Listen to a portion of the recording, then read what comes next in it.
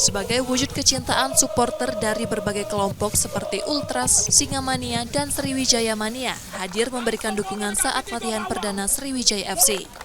Mereka menyatakan siap mendampingi perjuangan Laskar Wonggito sepanjang kompetisi Liga 2 musim 2025-2026. Dukungan ini menjadi suntikan semangat bagi para pemain yang tengah bersiap menghadapi tantangan musim baru. Ya, untuk optimis, kami kawan-kawan Singamania ini sangat benar-benar optimis Sriwijaya FC bangkit ke Liga 1.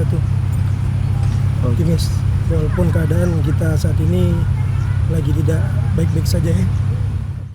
Manajemen klub pun menyambut antusias kehadiran para supporter yang dianggap sebagai bagian penting dalam perjalanan tim.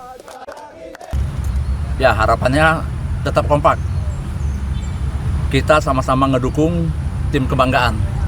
Hindari chaos, kita sama-sama berjuang untuk Sriwijaya.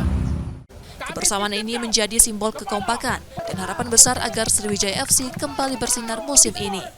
Nur Muhammad, Kompas TV, Palembang, Sumatera Selatan.